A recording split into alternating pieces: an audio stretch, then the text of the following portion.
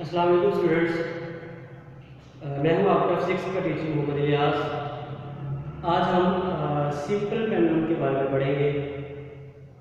इसमें हम देखेंगे what is simple pendulum, how we can derive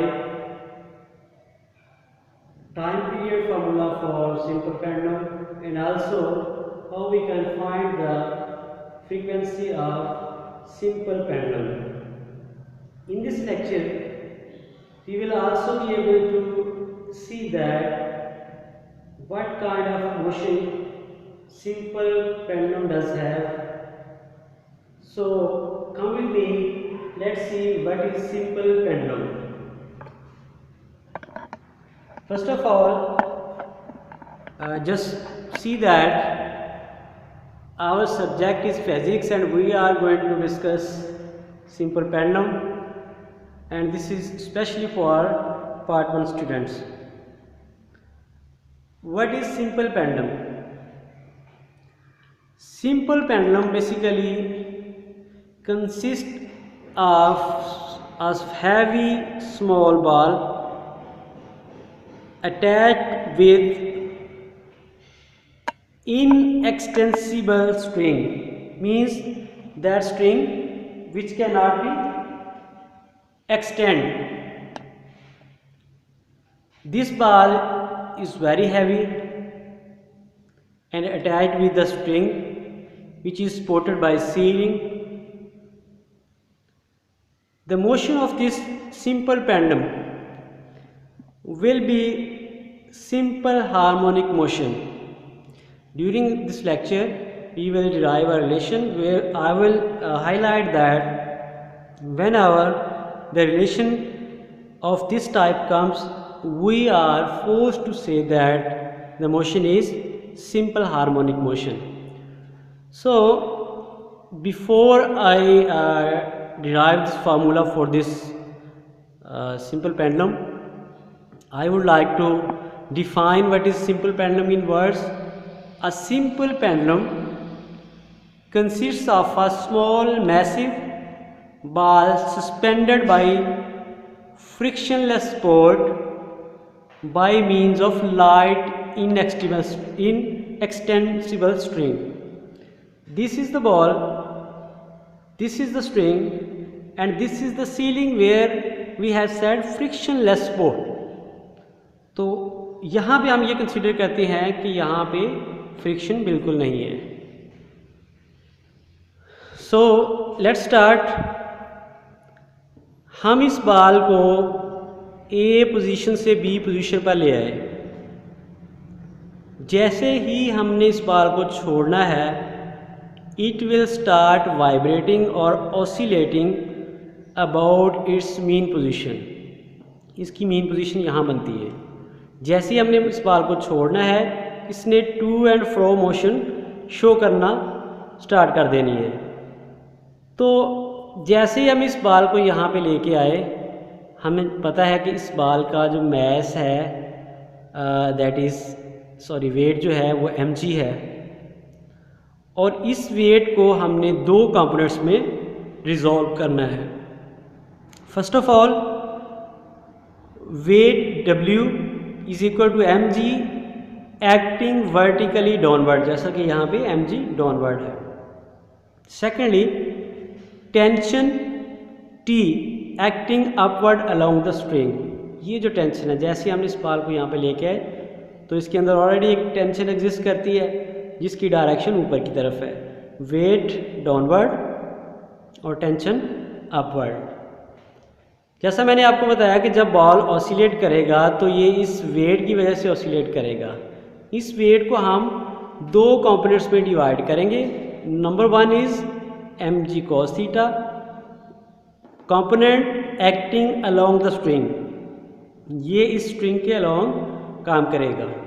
and the second component which is mg sin theta, ये वो component है जो उस स्ट्रिंग के परपेंडिकुलर काम करेगा.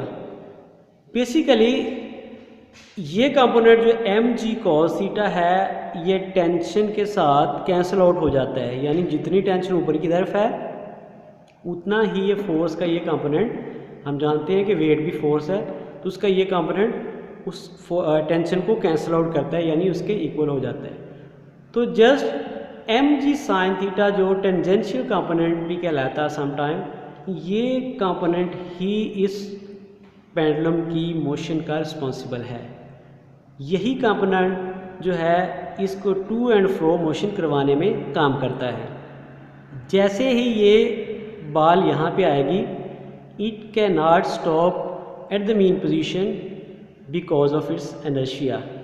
It will continue its motion towards the point B, and once ये यहाँ से क्रॉस करता है तो आगे से एक फोर्स लगती है जो इसको पीछे की तरफ वापस भेजने की तरफ ख्याल करवाती है, और इस फोर्स को हम कहते हैं रिस्टोरिंग फोर्स। लिहाजा यहाँ से जब ये ऑब्जेक्ट यहाँ चला जाता है तो इसको वापस लाने के लिए इस mg sin थीटा के अपोजिट की फोर्स काम करती है, उसको हम कहते हैं रिस्टोरिंग फोर्स।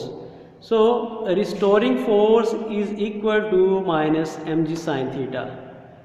माइनस साइन जो है ये बताता है कि फोर्स जो है इसकी डायरेक्शन टूवर्ड्स सेंटर है, या इन अदर वर्ड्स ये mg sin थीटा जो कि फोर्स का ही कंपोनेंट है, इस फोर्स के अगेंस्ट ये फोर्स काम करती है। लिहाजा इन दोनों में से एक माइनस होगा, यानी उसकी डायरेक्शन अपोजिट होगी। And if the body is moving, second Newton's law इस पे अप्लाई होता है, इज इक्वल टू m में। From equation 1 and 2 by comparing we can see that m cancelled out, a is equal to minus g sin theta. Sometime or while we discuss this simple pendulum, ख्याल ये किया जाता है कि ये theta कम से कम रखा जाए। इसको बहुत बड़ा रखेंगे तो यहाँ से फ्रिक्शन ज़्यादा होने के चांसेस हैं, इसलिए इसको कम से कम रखा जाता है, यानी मीन पोजीशन से बहुत ज़्यादा दूर जाकर इस बॉल को नहीं छोड़ा जाता, बल्कि साथ ही कहीं यहाँ पे यहाँ पे यहाँ पे यहाँ पे छोड़ दिया जाता है। तो जब ये कंपोनेंट स्मॉल होगा, यानी थीटा स्मॉल होगा, तो साइन थीटा की वैल्यू कैलकुलेटर से थीटा के इक्वल ही आती है। सो हम ये कह सकते हैं कि थीटा की जगह पे साइन थीटा की जगह पे हम थीटा पुट कर देते हैं। So A will be equal to minus g theta. हमें ये भी पता है कि कोई ऑब्जेक्ट जब एक सर्कल में मोशन करता है तो वहाँ पे एक आर्क बनती है, उस आर्क की जो हमने लेंथ रखी है दैट इज़ एक्स। ये एल लेंथ जो है ये इस स्ट्रिंग की है, और यही इस सर्कल का रेडियस होगा। लिहाजा यहाँ से यहाँ तक की जो लेंथ है ये x है, जो कि आर्क लेंथ बनती है। तो arc length A B will be equal to x, and इस रिलेशन से theta will be equal to s over R. s जो है या x जो है वो सेम चीज़ है, लिहाजा यहाँ पे हमने ए बी की जगह पे s या s की जगह पे ए बी या फिर x लिख दिया। r जो है मैंने बताया रेडियस है, वो रेडियस वही है जो रस्सी की हमने लेंथ ली हुई है। सो इक्वेशन 4, ये वाली इक्वेशन जो है a is equal to minus g theta की जगह पे हमने x ओवर l रख दिया, तो ये हमारे पास इक्वेशन नंबर 5 बन गई। a is equal to minus g over l into x, हमने x के नीचे जो l था वो g के नीचे लिख दिया, और ये g और l जो है ये कांस्टेंट है, यानी ये through out the experiment will not change. लिहाजा इस कांस्टेंट को अगर हम प्रोपोर्शनैलिटी से चेंज कर दें तो that will be okay. So this is the relation which shows that the acceleration is directly proportional to the displacement, but its direction is towards the centre, या x के opposite है। तो जब ये रिलेशन आए तो हमें पता चलता है कि किसी ऑब्जेक्ट की जो मोशन है that is simple harmonic motion. Now हमें ये भी पता है कि कोई ऑब्जेक्ट जो है जब वो सिंपल हार्मोनिक मोशन एग्जीक्यूट करता है तो उसके लिए acceleration minus omega square x के इक्वल आता है। So comparing equation number 6 and 7, omega square x is equal to g over L into x. तो यहाँ से x से कैंसिल आउट होगा, omega square will be equal to g over L, और omega will be equal to g over L under root, तो omega इसके equal आ जाएगा। Now What is time period? The time required to complete one vibration is known as time period. इस simple pendulum की motion को एक vibration complete करने के लिए जितना टाइम रिक्वायर होता है that is known as time period. So by definition time period is equal to 2 pi over omega. Now we can put the value of this omega that is g over L under root. इसको हमने rearrange किया. Time period is equal to 2 by L over G under root. So this is the time period. Question can be like this: derive a relationship to find out the time period of a simple pendulum, or derive a relationship to find the frequency of a simple pendulum. तो frequency की definition क्या होती है? 1 over time period. तो frequency 1 over 2 pi G over L under root, यानी इसी relation को हम जब वैल्यू पुट करेंगे तो ये रीअरेंज होके ये आ जाएगा. Students, this is the today's topic. इस टॉपिक को समराइज करने के लिए यहाँ पे कुछ नोट लिखा गया है. The motion of simple pendulum is always simple harmonic motion. जैसा कि मैंने अभी आपको बताया कि किसी भी मोशन में जब A is directly proportional to -x आए तो इसका मतलब होता है ये सिंपल पेंडुलम की जो मोशन है ये सिंपल हार्मोनिक मोशन है. अनदर टर्म सेकंड पेंडुलम क्या होता है? अब simple pendulum whose time period is 2 second. यानी अगर किसी सिंपल पेंडुलम को अपनी एक वाइब्रेशन कंप्लीट करने के लिए 2 सेकेंड्स रिक्वायर्ड हो, that simple pendulum will be called as second pendulum.